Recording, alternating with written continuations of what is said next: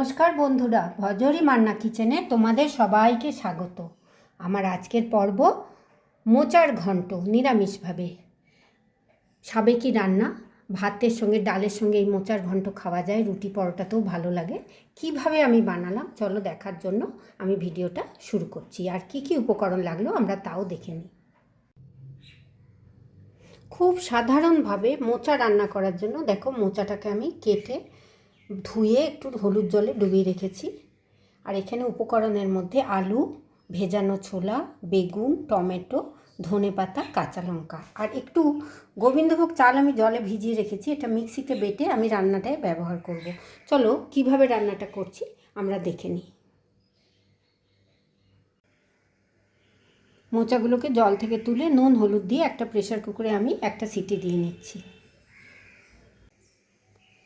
মোচা সেদ্ধ হতে হতে আমি একটা ছোট্ট মিক্সিং জার নিয়েছি, তার মধ্যে গোবিন্দভোগ চালটাকে আমি একটু গ্রাইন্ডারে পিষে নিচ্ছি।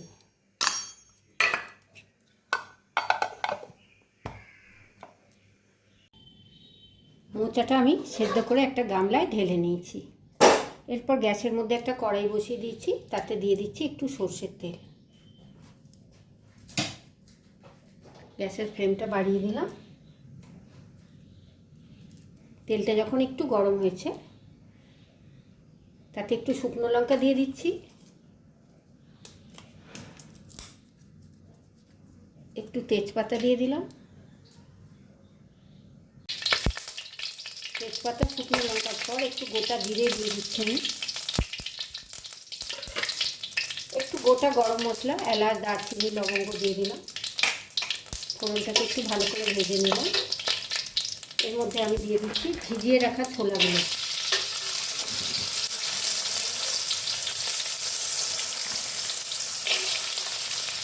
ছোলাগুলো একটু নাড়াচাড়া করে নিচ্ছি। এই মোচা না অনেকে অনেক রকমভাবে রান্না করে, বিভিন্ন পদ্ধতিতে মোচা রান্না হয়। আমি আমার মতো করে তোমাদের সঙ্গে করে শেয়ার করছি, যা যা উপকরণ ঘরে ছিল তার মধ্যে থেকেই। ছোলাগুলো দিয়ে দিলাম, একটু নাড়াচাড়া করে নিচ্ছি। ছোলাটা একটু যখন ভাজা ভাজা হচ্ছে আমি বেগুনগুলো এর মধ্যে দিয়ে দিলাম। বেগুনটা একটু ভেজে নিচ্ছি। ছোলাটা আর বেগুনটা একটু নুন হলুদ দিয়ে আমি নাড়ছি। বেগুন নরম সবজি, আমার অন্য কাজ করতে করতে ওটা সেদ্ধ হয়ে যাবে। এরপরে দিয়ে দিচ্ছি আলু, একটু আলু দিয়ে দিলাম।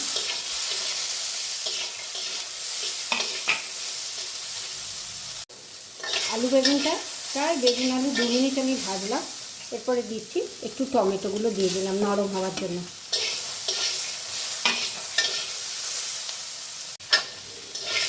টমেটো দিয়েও প্রায় 2 মিনিট আমি নাড়াচাড়া করলাম। এবার একটু আদা আর লঙ্কা বাটা দিলাম।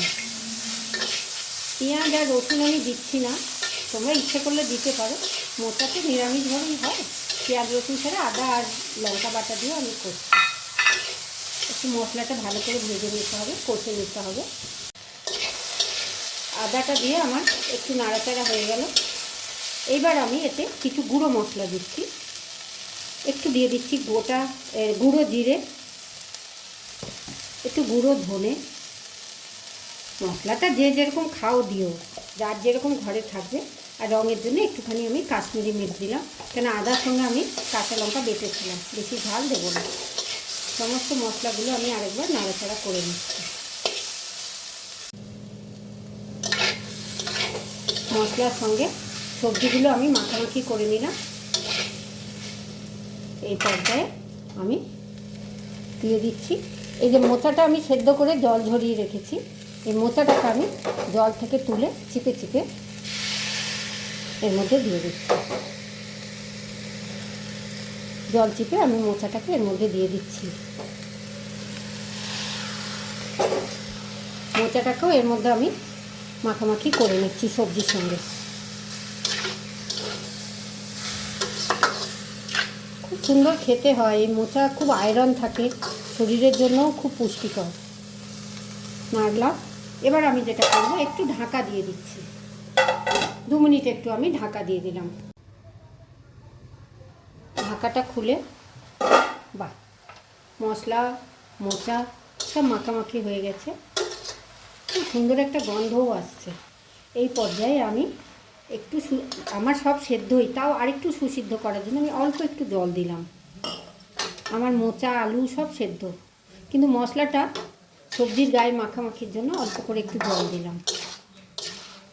একটু নাড়াচাড়া করে নিচ্ছি, সবই সেদ্ধ। এই পর্যায়ে আমি আরেকটা জিনিস অ্যাড করছি, এটা তোমরা দিতেও পারো নাও দিতে পারো, আমার খুব ভালো লাগে, এটা দিলে রান্নাটার টেস্টটাই বদলে যায়। সেটা হলো এই যে আমি আতপ চাল, গোবিন্দভোগ চালকে মিক্সিতে বেটে একটা পেস্ট করে রেখেছি, এইটা আমি দিয়ে দিলাম।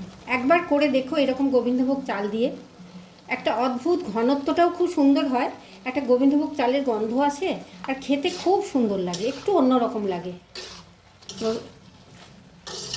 সুবাস আসছে খুব সুন্দর, গোবিন্দভোগ চালের গন্ধ।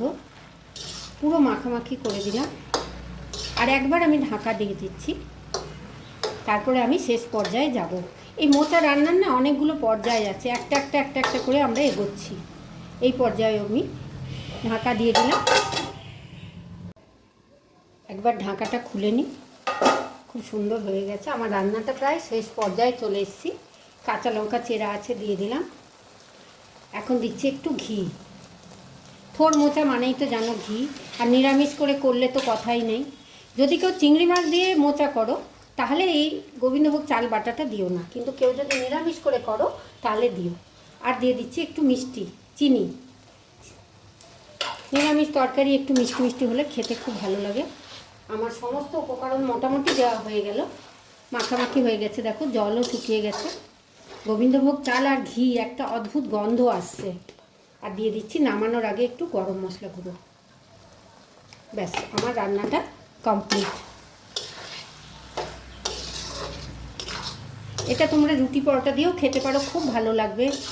ভাত ডাল তার সঙ্গে মোচার ঘন্ট খুব সুন্দর লাগে, ছোলা আছে, একটা অদ্ভুত স্বাদ আসে। এবার আমি গ্যাসের ফ্লেমটা বন্ধ করে 10 মিনিট স্ট্যান্ডিং টাইমে রেখে আমি এটা আজার করে নেব। গ্যাসের ফ্লেমটা বন্ধ করে দিলাম। প্রায় 2 মিনিট আমি গ্যাসের ফ্লেমটা বন্ধ করে নিয়েছি। এই নামানোর সময় আমি 1 মুঠো ধনে পাতাকে একটু কুচি করে রেখেছি, ওপরে দিয়ে দিলাম, তাহলে গন্ধটা খুব সুন্দর হয়। ধনে পাতা গরমে, এটা গ্যাসটা অফ করেই দিলাম, নাহলে ধনে পাতাগুলো রঙটা বদলে যায়। একটু সবুজ সবুজ থাকলে খেতেও ভাল লাগে, গন্ধটাও খুব ভালো লাগে। তৈরি হয়ে গেল আমার নিরামিষভাবে মোচার ঘন্ট।